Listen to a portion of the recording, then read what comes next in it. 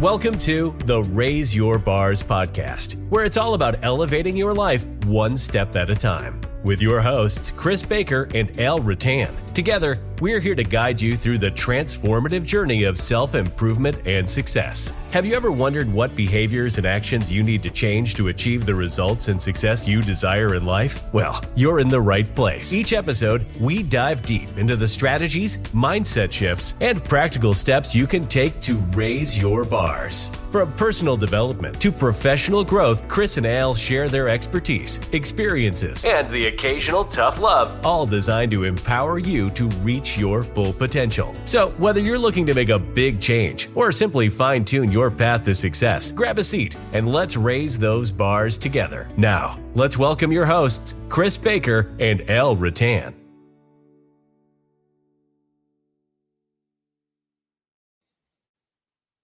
Well, welcome back to another episode of the Raise Your Bars podcast. I'm here with my good friend Chris Baker, who was whining before we started recording about it being cold in Florida.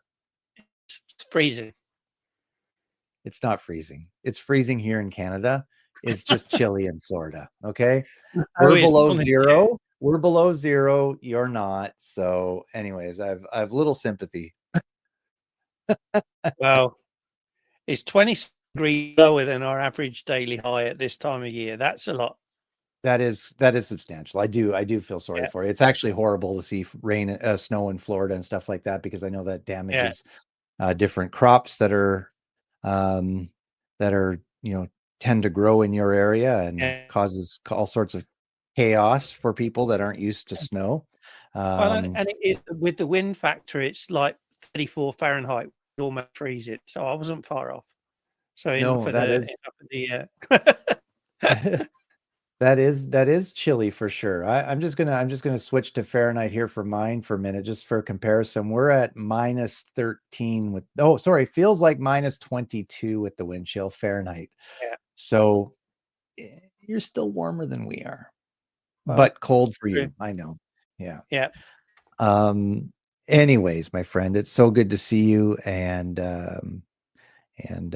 we're here for another episode. So we're still going through Chris's book, folks. And if you haven't picked up a copy of it, you can on Amazon. I'm holding it up for those that watch the video. 10 Steps to Freedom is the title. Your 10-step guide to living the life you deserve. And it's actually funny, Chris, because I want to read a quote before we start out. That's not even from the book, but it's something I posted on social media last night. And I just think it's so true. When we talk about living the life we deserve, well, this is from Jim Murphy in a different book. It says, most of us have been playing the wrong game our entire lives. We've been focusing on short-term wins, temporary happiness, and surface level achievements when we were created for so much more. And I think that, that ties in with living the life you deserve. We're here for more than just mediocrity.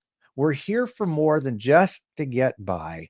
We're here for more than, scraping the bottom of the barrel to survive and to live. And we really were. A lot of places are saying 2025 is the year to thrive, right? Mm-hmm. They find words that rhyme with the year and thrive.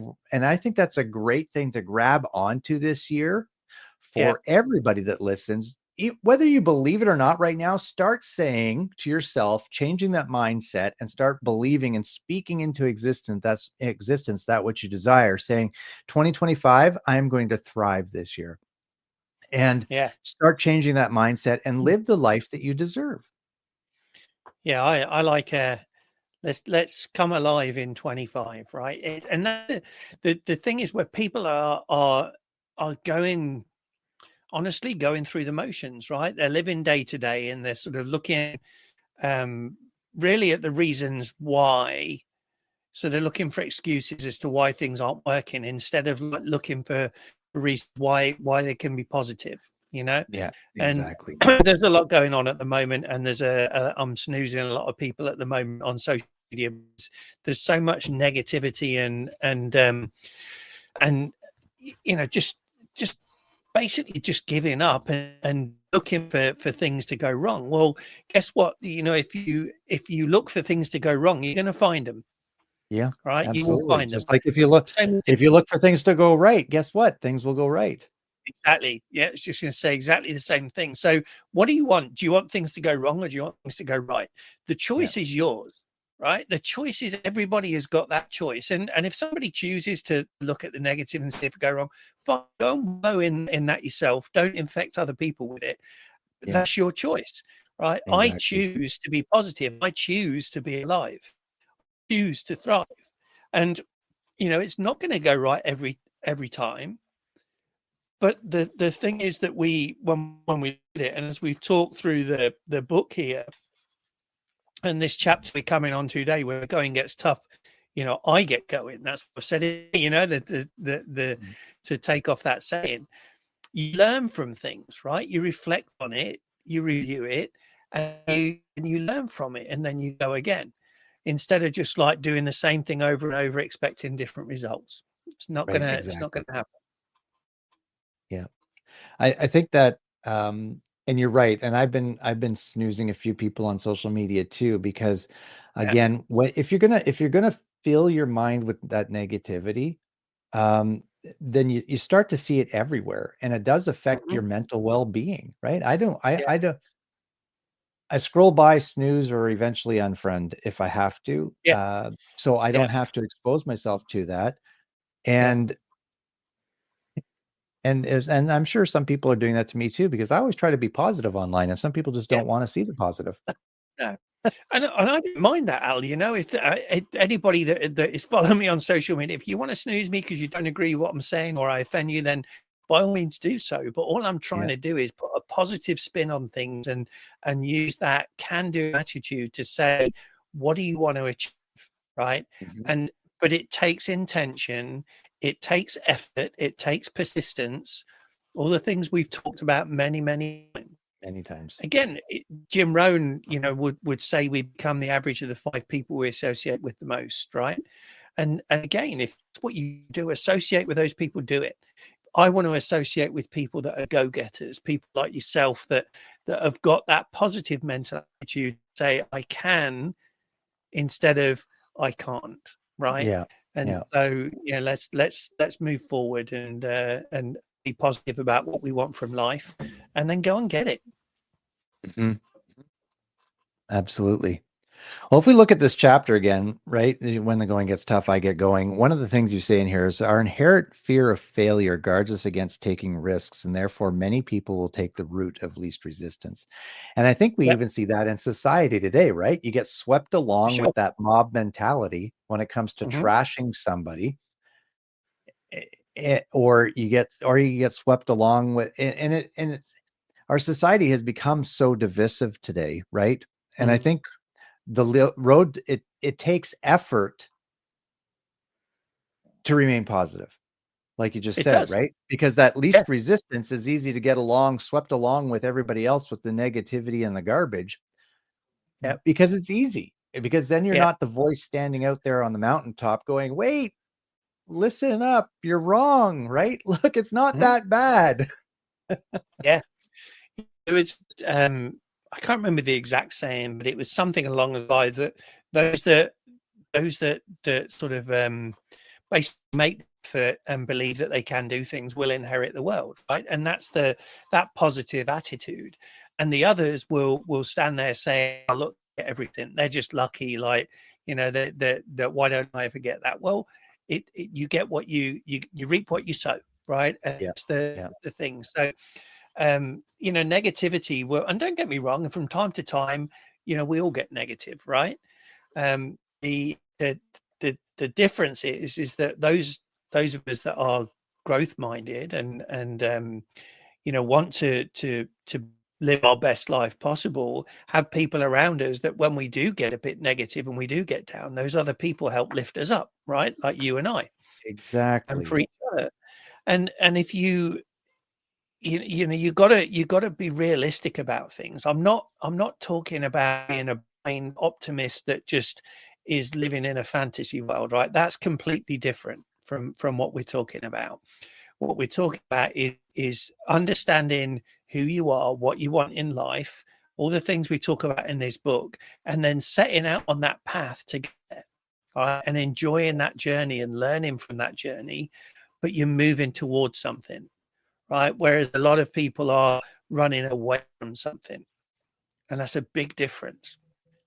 It is. And I was just saying, something came to mind as you were talking here, Chris, is that the fact that, this positivity, I mean, what would you do with your team if things weren't going well? What is the role of the leader on the team? It's to rally the troops, to encourage and uplift everybody, to be the cheerleader, even when things look bleak, right? Oh, sales are down, or profit margins are down, or tariffs are coming in, and this is going to happen.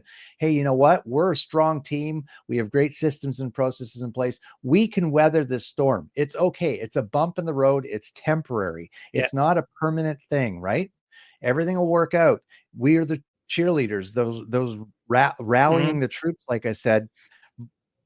If we get sucked up into all the negativity too, and it's the end of the world and doom and gloom, guess what? Your company's on the road to destruction. Why would we do that to our team? Why would we do that to our family? No, we got to be the cheerleaders, the uplifters, and the encouragers of people. And you can't do that if you've consumed nothing but negativity. Right. Yeah. And the what does John say? John says leadership is influence, right? Nothing more, nothing less. And as a leader, you should be the influencer, you should be the inspiration. And if you're a leader, what does that mean your team are doing? It means they're following you. So if you are being sucked into that negativity and that depression and the sort of woe is me and everything going wrong, then your team are going to follow you down that path.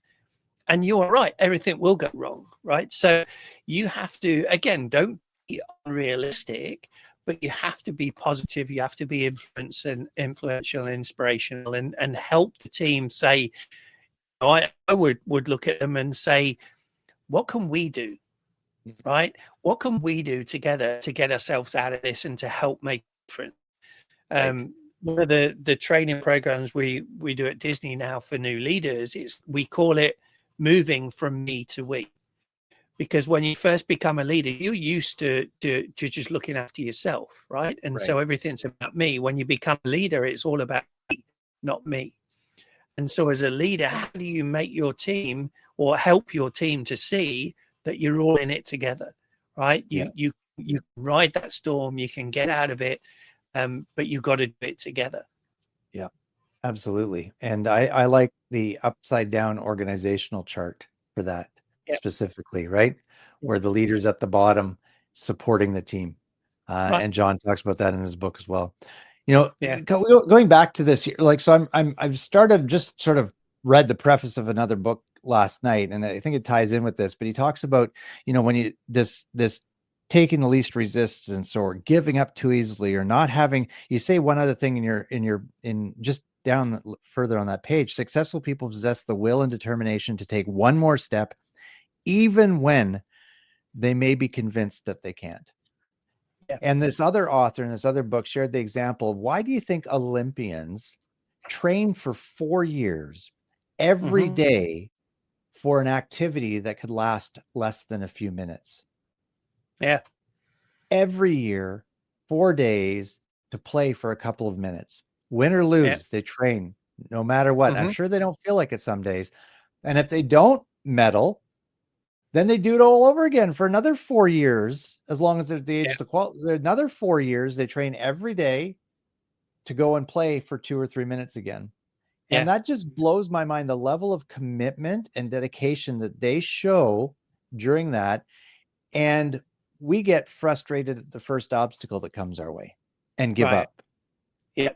They got the will to succeed, right? And that's self-determination and ambition, and they've got that goal in mind that they've been working to since they were like knee high to a grasshopper, as old people used to say. They just want to be successful. And how do you measure success? Well, that's different for each of you. Right? We all got different levels of there. But you have to identify what that is. And again, that goes back to what we talked about in what's your vision? What's your ideal life look like? What would it feel like to be there? What will it mean to you? What difference will it make to other people? And then really dig in and say, what do I need to do And again, it comes back to bars, right? What are the behaviors and the action I need to do every day that I can get those things rocking and rolling? And then that gives me my results. And then that equation is the sum of the bars and the actions multiplied by the results equals your level of success. And so that level of success is the level of it is infinity, right? You can keep going by just improving those daily. Robin Sharma talks about those small daily actions repeated consistently over time, right? Make massive results. Exactly. So, it's not, this is not you and I saying, hey, we've come up with these new things to teach people. This things that we've learned over the last 7, 8, 9 years that some of the best thought leaders in the world of sharing. We're taking it and we want to share it with as many people as we can, because I know that there is so much potential in this world for growth, right? So much potential for us all to develop and be the best we can be. That's why our purpose statements are as they are, right? To help people. Right. Exactly. Well, one thing here too that you, sorry, carry on. No, it's it. Go for it. One thing you quote a famous quote in here is quitters never win and winners never quit. Yeah. And you actually say here, quitting says more about who you are than it does about where you are in life. Why did you write that? So I've shared before that when I wrote this, I was probably at a point where, I thought about quitting. I thought about quitting life, if I'm honest about it. But what does that show? It just shows, I'm not necessarily, we're not in the sort of the quitting life side of it, but when you're quitting, it's showing a lack of desire to succeed, right? It's showing a lack of respect for yourself and belief in yourself. So that's why I think it's that reflection of who you are, right? And saying, do you not believe in you? And if you don't believe in you, why should anybody else believe in you? Yeah. That's so cool. There's that sort of I think it's 8 words all with 2 letters in it, and it's, if it is to be, it's up to me. Right? If it is to be, it is up to me. And that's really what I want people to understand. You have the power to either succeed or fail. The choice is yours. And whichever you do, it says more about you than anything else. Absolutely. And I mean, like, I know that I've said before in my life that I am never going to quit doing this or quit doing that. And I did. Right. I did. But as I've gotten older, I could say that I'm more determined today than I ever have been in the past to make sure that what I have left for life counts and makes a difference, even if it's in a small group of people's lives, that I was able to make a difference. We're both getting to that age. I mean, I think we still have got a lot of years ahead of us. Don't get me wrong, but getting to that age where we say, what do I want my legacy to be? Where do I want to be in life? And how do I want to improve the world around me? So we're coming up on the end of our time here, but I want to quote something from this other author that I found it was really neat. And I think it ties in here. It says, "We don't climb mountains to get to the top. We climb to see who we can become in trying to get there." And I think that's just like, hey, who do you think you could become if you stuck to that dream you have? If you stuck true to that plan you've put in place to achieve that level of success that you desire, if you stuck to that idea of opening that business or inventing that product or inventing that service or whatever it may be, or changing that career, what could you become? And I mean, this life is a journey. We need to enjoy it. Stop focusing on the negative out there. Start focusing on the positive and what could be, the good of what could be, because there's enough people out there focusing on the negative, what the negative could be. Change that mindset and start focusing on the positive in life. And I want to ask you just a few questions as we wrap up here, again, right from Chris's book, right from chapter. And I just want to ask you 2 questions, right? What is the biggest challenge you're facing right now in regards to your future? Think about that. Think about that. Oh, I'm sorry, I'm going to ask you 3. The next question is, what doubts do you have about your future? And then what can you do to overcome this challenge and doubts? Don't say, hey, I've got this challenge. I've got doubts about it. Great. Now let's put our head down and get a plan of action to move forward. And maybe you need to hire a coach. Maybe you need to hire business consultants. Maybe you need to go see a psychiatrist. That's okay. Maybe you need to seek out a mentor or somebody that can help you and guide you along the path that's a little further down the road in life than you are. All of those things are okay and necessary at different seasons in our life. For sure. Yeah. Yeah. You can, again, the word impossible, if you break it up, it says, I am possible. I'm possible. Yeah. And that, I think, is the biggest message. And honestly, everything's impossible till it's done. And then once it's done, everybody goes, oh yeah, we can do that. Everybody told the Wright brothers, you're insane. You can't fly. Man can't fly. Yeah. You're crazy. Yeah. And look at it now. I mean, flying is an everyday part of life, right? Yeah, exactly. Henry Ford was the same with developing the car and the horseless carriage. Yeah. So, but these people, if all of these people that had done these things, well, Thomas Edison, when inventing the light bulb, right, and it took him 10,000 times to do it. If he'd have given up at 9,999, and we didn't have light bulbs now. Right. So everything is impossible till it's done. So flip that script and say, I'm possible. Right. Mm-hmm. I'm possible. I can do anything I put my mind to with the right skills, systems, teaching and everything. And there's hundreds of people out there that will help you. Right. Al and I are 2, but you don't have to work with us. But there are people that will help you. There are books that will help you. Right. There's so much out there. Just take advantage of it. But you've got to know what you want, why it's important, what it will mean to get there, what's stopping you get there, as Al said, and then what can you do? So look for solutions, not problems. Any of us can find problems. What are the solutions that will take you from where you are now to where you want to be? And remember, as Al said earlier, success is the journey. It's not the destination. Right. Yeah, exactly. So then you'll enjoy the journey every single day. Yeah. Life, Chris, I'm just going to end it with this. Life is good. Life is good. It is. Hey, folks, awesome. Thanks very much for tuning in. Find us on social media. Seek us out.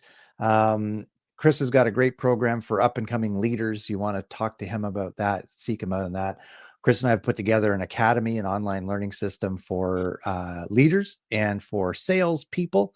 It's a full year-long program on demand, great resources to help you grow your teams and yourself. So reach out to us, find us on social media. Al Rattan, Chris Baker here, signing off from another episode of the Raise Your Bars podcast. Have a great day. Bye. Thank you for tuning in to the Raise Your Bars podcast. If you found value in today's episode, please consider sharing it with your family, friends, and coworkers. We would sincerely appreciate it.